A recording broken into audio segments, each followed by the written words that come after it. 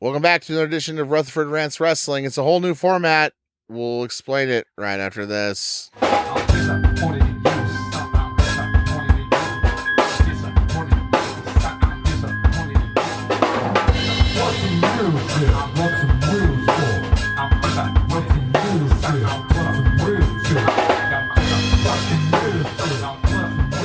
So we've started to do kind of almost a whole separate show here on the Brute and the Fruit podcasting network.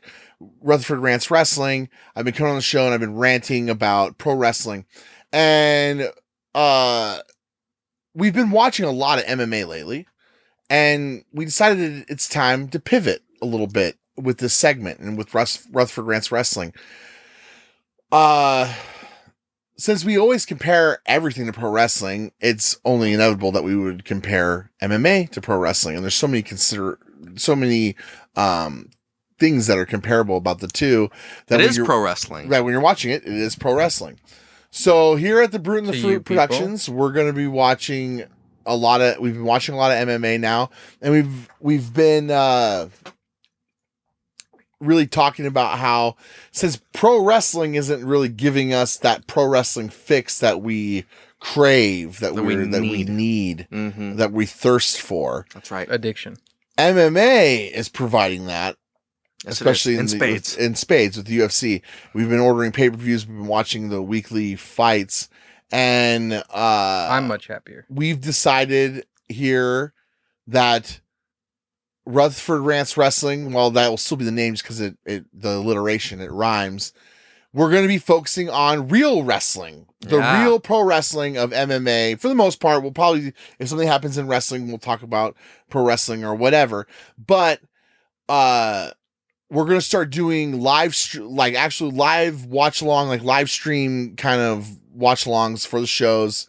And Burger's obviously here, Tim's here, and it's going to be kind of our new thing. So this Saturday, May 15th at 7 p.m. Pacific time, we're going to be going live for UFC 262, which is going to be a stacked event. When it's just so, I was talking about it with someone earlier today, a friend of mine, and like the card is set up for like really competitive, awesome fights. And there's like 7 ranked matches. There's 7 matches between ranked opponents. Mm-hmm. And so that just means the storylines are going to be going, and the men's lightweight division is the most stacked division in the company besides the women's strawweight. And what just happens to be highlighted most of the night, it's the men's lightweight division.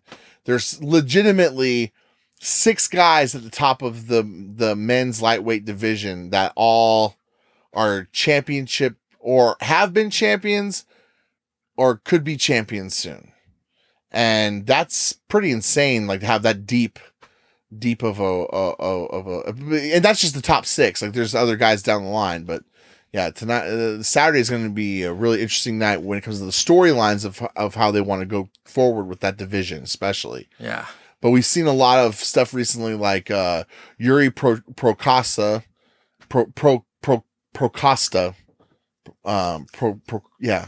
him and Dominic Reyes had a fight on ESPN a couple weeks ago that we watched, and Yuri actually came out last week and said that he got knocked out at one point during that fight. Yuri did? Yeah. That fight was awesome. That fight was awesome. That was one of those. I'm trying to look up who Yuri fought. Dominic Reyes. Yeah. Now, he's number 5. Yuri Prochazka is number 2. Yeah, Yuri is number 2 in the rankings now. Was he the one with the stick on his head? Yeah. Yeah. Stickhead guy. That was the guy who wore the he got knocked out. Well, he was the one that we were rooting for, and then it was like at one point we're like, oh, there he goes, he's done. And that's you can point out the part where he was knocked out during that match. I thought at the beginning we all thought like Yuri is like a video game, really good, and he's like a video game character. Yeah, but I don't know. Reyes grew on me, and I was really rooting for him. That was the thing, and that was what was really great about Reyes' performance. Was Reyes there was a moment before he got knocked out where he got hit with a few bombs. Yes. But he kept coming. Yep. And it was like, this guy is the biggest baby face in the company. Yeah. because he just would not go down. And just what a tough motherfucker. And we wouldn't say Yuri was the star of the whole situation in terms of just like and then it looked like anyone's fight. Yeah. And then Yuri hit him with the Judas effect elbow. Judas effect, yes. Yeah, the spinning back elbow. Yes. Elbow. That was crazy. Knocked him out. And no one saw that coming. No. Definitely not Reyes. That was... And Reyes, here's the thing. Reyes has lost now 3 times. This is what's unfortunate about the UFC. It's like Reyes has lost 3 times in a row. Mm-hmm. Man, this number 1 guy, Glover. Glover Teixeira. Yeah. Glover Teixeira and Jan Barhovic is the next championship fight. He's got a kind of gray beard and he's balding. Yeah, he's a bit older. Yeah, him and Barhovic are both a bit older. But Reyes looked like a badass losing that fight. Reyes looked like a badass losing that fight, and Yuri coming out and claiming that he was knocked out at some point during that fight only puts Reyes over. That put Reyes over. Yeah. Because now Reyes goes from having a really like the cloud of being losing 3 times in a row, despite losing to the 3 people he lost to. Now it's like, in reality, you can argue hypothetically, well, really he should be 2-1 because he got screwed by the judges in the John Jones fight where a lot of people watched the fight thought that he won and beat John Jones. John Jones is pound for pound greatest in the world. And then, so he thought he beat him, but he didn't. Okay. So then him and Jan Barhovic have a fight for the light heavyweight championship because John Jones had relinquished it. And it's all set up essentially for Reyes to win the title, and then as a booker, you would think, okay, Reyes is going to win this fight, and then he can draw John out of wherever he's at, and now you have John Jones and Reyes fight each other. Well, Barhovic actually put a wrench into that and beat Reyes. So now Reyes has lost 2 times in a row. Okay. Barhovic, since John Jones is like, well, I don't want to fight this Polish dude. I'd rather go up to heavyweight and do the fights up there. So now Barhovic, was it when he got up? Yeah. It's supposedly when Reyes was laying on the ground and kicked up into and hit Yuri's head that he got knocked out. That would make sense. Oh, yeah. Because then he slumped down a little bit, and then I feel like he kind of popped back up. Video. There was one. there was so many big shots. There was a couple times where it was like, oh. I mean, most of the shots they took would have knocked out. Yeah, there was a couple ones where it was like Yuri looked like it was done, and then he gathered his wits. But Jan Barhovic goes and he faces Israel Adesanya, who's the middleweight champion. Israel Adesanya leapfrogs everyone in 205 and gets the 205 title shot because the thought as the UFC, if you're the bookers, you're going, well, Israel beats Jan because he's the more of the star guy we have. And then maybe that'll goat John Jones into coming back to 205. Well, Israel doesn't beat Jan. Jan beats Israel. So now it's like, oh wow, Jan is now serious. Now Jan's serious. Now we're gonna fight Glover Teixeira, which is kind of a Glover kind of fight. So now it's like Dominic Reyes and Yuri Prohaska have this fight on fight night where it's like, in reality, it's 3 versus 5 at the time, I believe. And the winner is probably going to get the next title shot. And then what happens? Yuri, has his brawl, knocks out Reyes. So now Reyes has lost 3 times in a row, but now he's lost to the pound for pound greatest in the world, the current light heavyweight champion, and probably the next light heavyweight champion. And the first one was kind of a bad Screw judge. Job. Bad judge. Bad judging because it went to decision. Right. And then the last one, he knocked out in WWF in wrestling terms. And in the last one, he knocked out the guy who won. It just wasn't caught. This is way more exciting than pro wrestling to me. So this is how professional wrestling should be gearing its show. Is like a fight where anyone could win. You pretend it's real, yeah. Instead of starting off with the supposition that it's fake and then working off the foundation that this is a fake show and we're all being silly. Yeah. And we're going to make it fair. Where wins and losses matter. Yes. So now it's like with poor Dominic Reyes, it's like he has to go and he needs to win his next fight. Yes. But what Yuri did, what's really, I mean, whether it's done on purpose or not, what Yuri did now is he planted the seed where I was knocked out in that fight. So now if Reyes can get a couple wins under his belt and Yuri wins the title, now you set up a fucking way for them to run it back where it's like Reyes Prohaska 2, this time probably on pay-per-view. Yep. And they'll be like, that was a hellacious fight, and Reyes will be like, I'm coming to get it. Mm-hmm. Currently, Prohaska, he has a win over the Bellator light heavyweight champion. So he beat him. Mm-hmm. Why do you keep talking about Bellathorn? What is that? No, Bellator. It's a Mexican. Bellator no, it's not Mexican. Boxing. No, Bellator is the Bellator MMA. It's the other MMA company. If UFC's WWE, Spanish. I thought it was Spanish. No, if it's a Latin word. Yeah. For warrior, right? MMA. But if UFC is the WWE, Bellator is kind of like a WCW. Okay. Or a Ring of Honor, or their heavyweight world champion is Ryan Bader. Right, and their light heavyweight champion is some Vadim Nemkov. Yeah, Venkov. Vadim, yeah. So Prohaska beat that dude. You know who Prohaska's last loss was to? King Mo from MLW. Really? Yeah. Wow. But he got that win back. So he lost to King Mo in Rizin, which was an MMA promotion in Japan. Mm-hmm.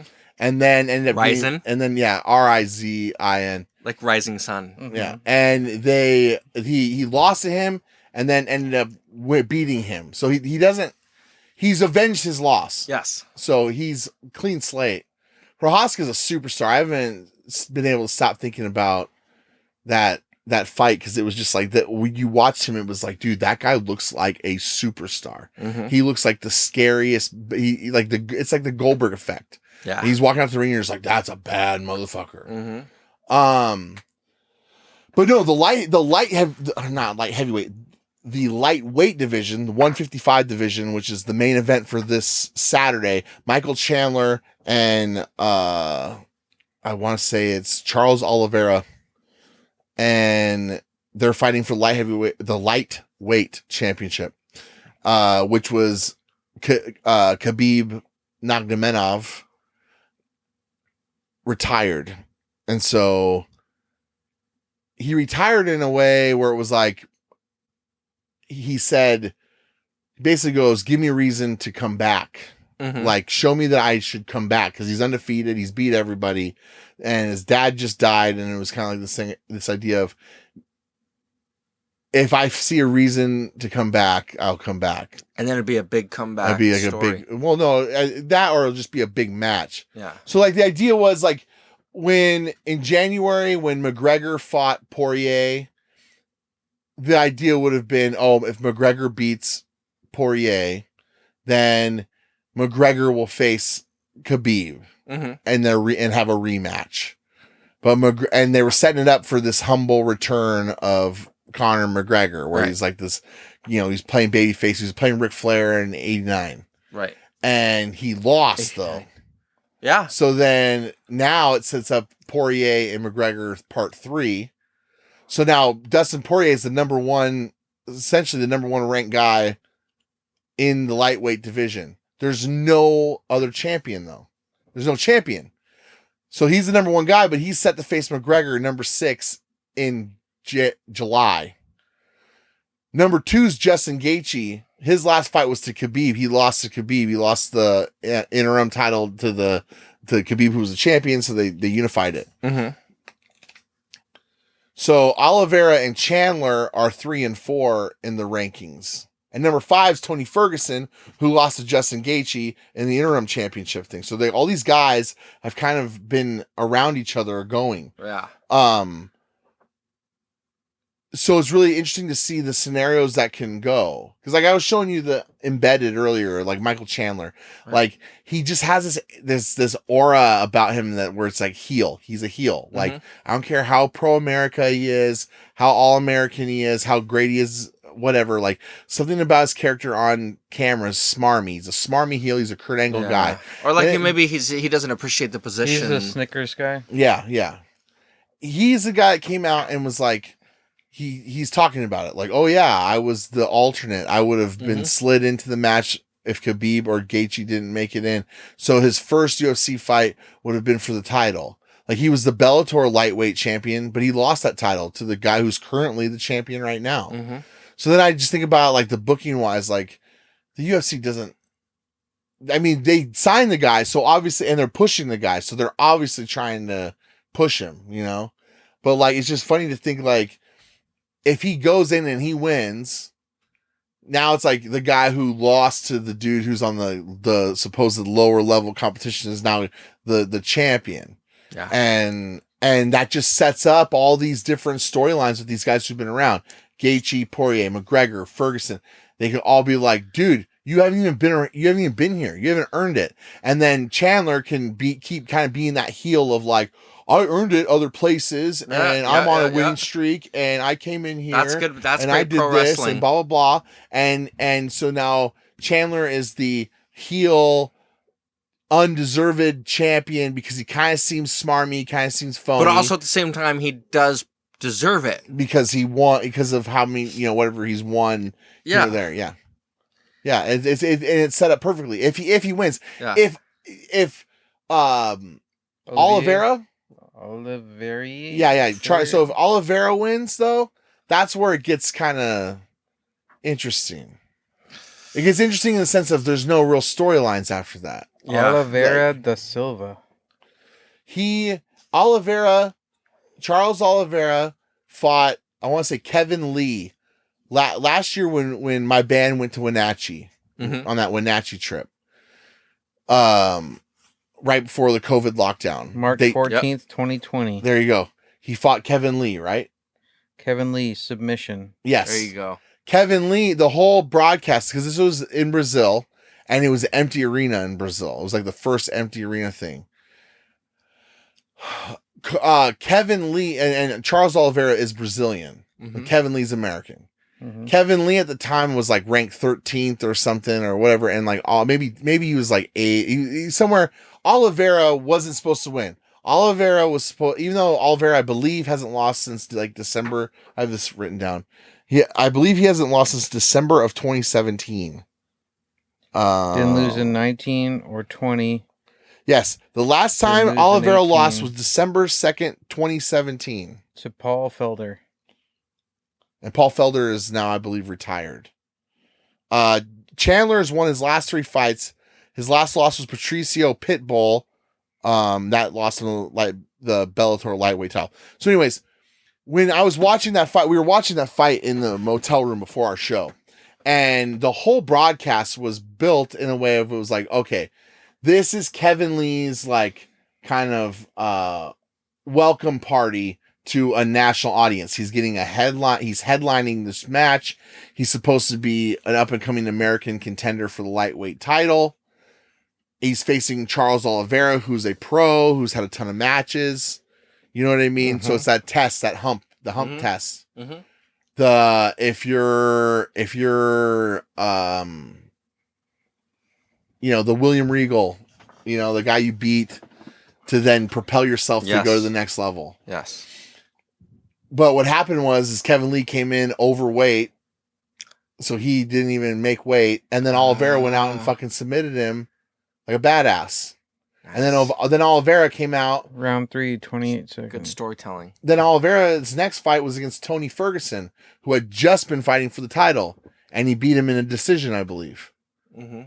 So now you add all that together, Oliveira hasn't lost since 2017. It's 2021. Like now it's like, oh, he's hot. He's earned it. Right. And with Chandler, it's like, has he really, technically in the UFC, has he really earned it? He hasn't really in the UFC. But he's kind of that. But he's been around too. He's that kiss ass who's like, oh, I can do that, coach.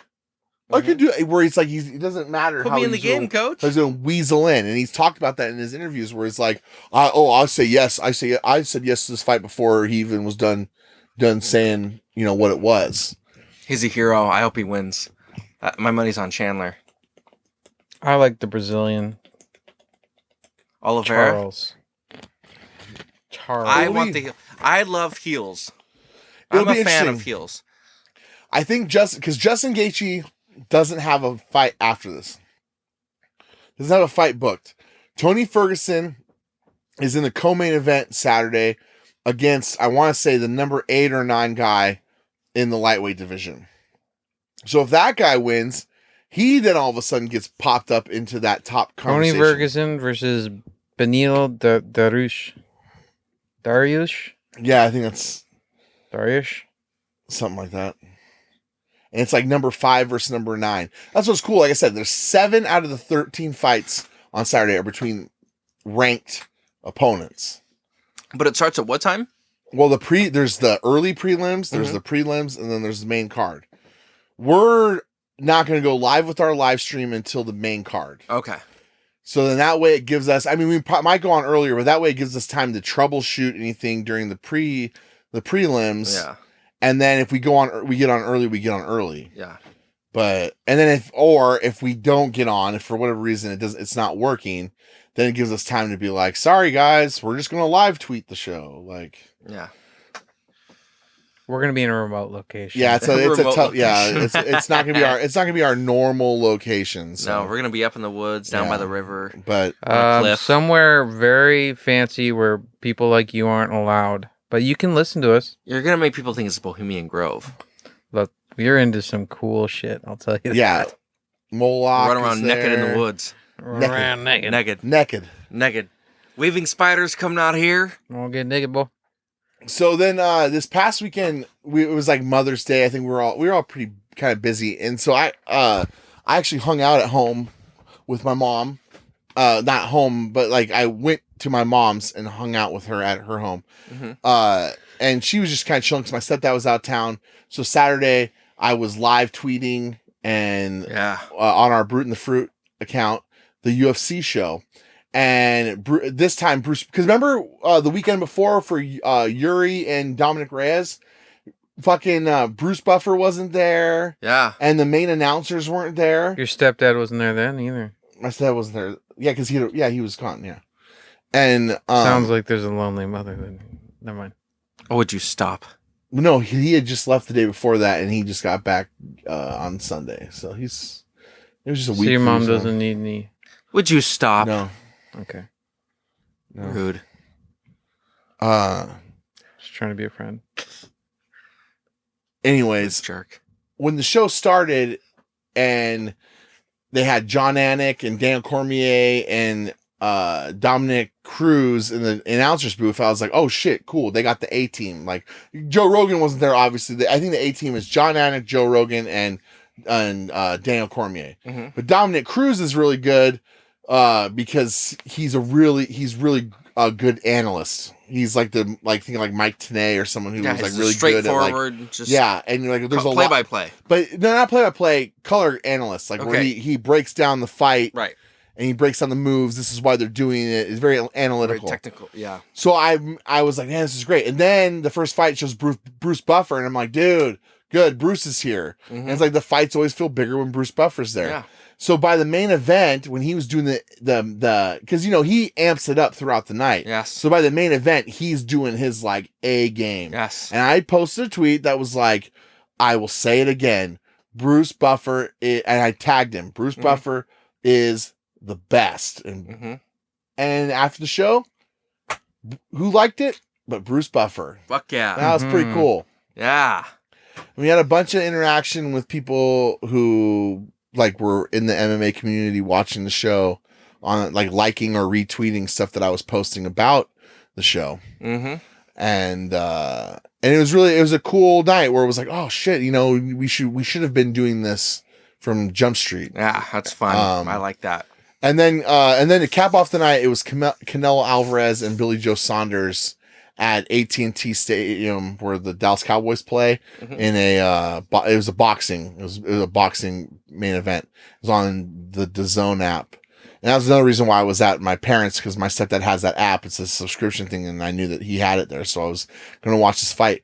73,000 fans showed up. It was the biggest indoor boxing attendance in the United States history. That happened last weekend on Saturday after the UFC. Really? Yeah, and where was it at? In Texas. Dallas. Yeah. God damn. And Canelo, they can have stuff open. Canelo Alvarez Last bastion of fucking freedom.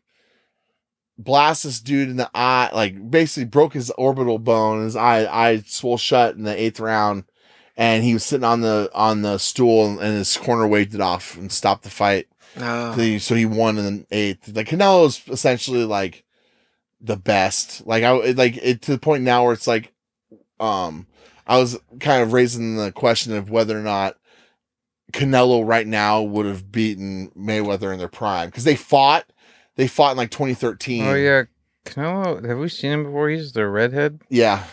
You know your shit's good. Your production and your show is just very attractive when you get people to show up to pay money to sit in a place where they can barely see what's going on. Oh yeah. They just want to be present. Yeah. They want to pay money to be in the same dome. Fiery Canelo Alvarez beats Billy Joe Saunders. Yeah, and it was it was one of the more like impressive performances by a boxer that I watched. Only because he was just so like, didn't even seem like he broke a sweat yet. But anyways, there's a great weekend of fights, and I'm hoping that this weekend is going to be just as much. It should be just as fun. We're going to be there, and it'll be a good time. I'm really looking forward to it. Yeah. I'm pretty excited about it. We'll have the whiteboard there. I'm sure there's going to be some sort of gambling between you and Nick. And yes. I stole Nick $5. Yeah, and then you're gonna earn that back though, right? We'll have the whiteboard. We'll have the webcam set up. We'll have everything, and we'll be interacting with people on our Twitch, twitch.tv/brute_n_fruit. That's our channel. We'll be posting that. I have it pinned on our Twitter account, and it should be really good. Like I said, Chandler and Oliveira for the lightweight championship. I keep wanting to say light heavyweight championship. I know. The lightweight championship. Tony Ferguson and Darush, or whatever his name is, in the co-main event. It was going to be Nate Diaz and Leon Edwards in the co-main event, but that got moved to next month in June, which that card is now stacked. It's got 2 title fights plus the Diaz and Edwards fight. So we got a lot coming up. The summer's going to be cool. We're going to be able to see where things are going, and we might, you never know. Depending on who wins what, you might all of a sudden see Khabib poke his head back around. There's Canelo right there. Look at that maniac. Oh, okay. Looks like Bob Backlund with a mouthpiece. But he's Mexican. Oh. Full on, like he's a Mexican, like he's like a... The ginger Mexican is a very unusual creature. We see him I wouldn't call people of other... I wouldn't call them creatures. That's rude. All right. Well, anyways, yeah, that's it for, the new, kind of the new direction of the show, the pivot. There's really no point of talking about blood and guts from AEW or anything like that. Like, it wasn't good. It wasn't good. Yeah. Are we doing the pay-per-view for AEW? No, because they moved their pay-per-views to Sundays. Here, let me do a little rant section before we stop the show. Let's hear it. Come on. Pay-per-views should not be on Sunday. Thank you. Point. Period. Absolutely it should not be. Pay-per-views on a work night. They shouldn't be on a work night. Saturdays. Yes. The one thing that I could give credit to AEW when they first came out was the fact that all their pay-per-views were on Saturday night. Yes, of so course. You could get fucked up and watch the show with your friends. And eat a pizza and do drugs. Get drunk and do drugs and watch the show. And then afterwards, you don't have to worry about going home and going to bed because you can go up for work in the morning. It's the same idea I've never understood why WWF always had their pay-per-views on Sundays, because it's like you watch the show, and especially we're on the West Coast. I don't even think about living on the East Coast, where like the show starts at 8:00 on Sunday night and goes until fucking 11:00 at the earliest. And then you got to get up and go to work in the morning. Is it really even worth doing that, especially on these days? No. So now all of a sudden, AEW, their last 2 pay-per-views, are counting this one that's coming up, have been on fucking Sundays. You know who doesn't do their pay-per-views on Sundays? The UFC. You know who does everything right? The UFC. What's the best pro wrestling on the planet right now? The UFC. And and with them, their shows don't start out here until 7 o'clock, which means on the East Coast, they start at 10. But guess what? It's Saturday night. So if something starts at 10 o'clock, it doesn't fucking matter. Because that's usually when something's going down. Is at 10 o'clock. Yeah, there's a bunch of drunk people in the bar cheering on the UFC fight. Right. Woo! That's right. Pay-per-views should not be on Sundays. Big boxing fights. Whoa, what do you know? They're on Saturdays. UFC MMA fights, they're on Saturdays. Now, some companies like Bellator, they do their shows on like Fridays because UFC kind of owns Saturday. Yes. But they do it on Friday. Yeah, because they don't want to lose the audience from the Saturday. If I'm not going to watch, especially something that I don't care about, I'm not going to go out of my way to do the show. So I don't give a shit that it's a Sunday, but the next day's Memorial Day, so we have the day off. No, I don't fucking care. Move your shit back to Saturdays. If you, at least in that case, we'll order the show and you get our money and we can make fun of you and all that shit. And it's kind of a wash, but now you're not even getting the spite buy anymore. So fix your shit, put it on Saturdays. Yeah, that's right. What's the medium age for a viewer of UFC? Oh, come on. Well, I just mean like WWF, it's like 55 like 50 something. Yeah, like what's the age? And AEW, I'm guessing it's 47, like 40. 40. That's Wow. young. That's a young A young skewing audience. Yeah, you know who doesn't care if pay-per-views are on Sunday? Old people. Right, because they're retired. Median 40% millennial. For UFC? Yep. Oh, there you go. Yeah. Can you be a millennial and be 40 now? Yes. No. Oh, can you? Millennials, I thought millennials were from like 80 on. I don't think it was 80. It's either 80 or it's 85. Yeah, it's like 85. It's not down to... But he said 40% of them are... So that doesn't mean... 81 to 96. So technically... Oh. They could be... okay, there you go. They could be turning 40 this year. God damn, we're old. I didn't realize we're that low on the spectrum of millennial. I just realized I have to... It's the same thing with like I was just thinking real quick about the times and stuff. It's like the East Coast, it's like Monday Night Football. I have to start saving money. Monday Night Football starts at 8:30 or 9 p.m. on Mondays on the East Coast. Mm-hmm. And I was thinking about it, and I was like, oh yeah, like I was going to school when I was out there, so it's not like I had to work or anything. I had class, but it was like, even then I was like, I didn't really ever watch Monday Night Football ever when I lived out there because it was on so fucking late. Mm-hmm. Like no one really cared about it, really, because like the Lions sucked and stuff. So sometimes you'd have it on, but it was like, unless it was like the Seahawks playing, and so it was like I get a chance to watch the Seahawks, or it was like the Lions, it wasn't a big deal out there because it was on at fucking 9 o'clock. And it's like, oh, if we're gonna stay up till midnight, we'd be doing better shit than that. Yeah. So yeah, fights and shit, spectacles and all that shit should be on Saturdays. Spectacles should not be on weeknights where you have to go, or work nights where you got to go to work the next day, for at least for the average viewer. Right. There's very few things that during the week that I'm going to go and I'm going to want to break my, break the routine for. Like I'm not going to unnecessarily like order pay-per-view on Sundays. I don't want to do that. Like if like My Morning Jacket was in town and they're playing on a Wednesday, like I will go and I will fucking take a day off. Yes. You know what I mean? But like, yeah, I'm not going to do it for shit I don't like. Yeah. Like AEW. That's what's frustrating because like last week I found a loophole to watch Blood and Guts. I'm not going to get into the reason, but I wanted to see what happened. But I don't have a way to really watch the channel. So I signed up for a free trial of YouTube TV, which has everything live. And I thought, oh, well, cool, because they're on TNT, East Coast time. They'll be on at 5. So I can watch it at 5. I had band practice at 7. So I thought, oh, I'll just watch it before band practice and I'll be done with. Well, no, because YouTube TV was going by West Coast time. Oh, so nice. It didn't start till 8 on my phone, which then I just had to start recording it on the YouTube TV, and then watched it, later. And it was just like, and you were sorely disappointed. And I was just like, oh, this is late. This is fucking stupid. Yeah. So, anyways, tune in Saturday, UFC 262. The Brew and the Fruit's got you covered. That's right. Live watch.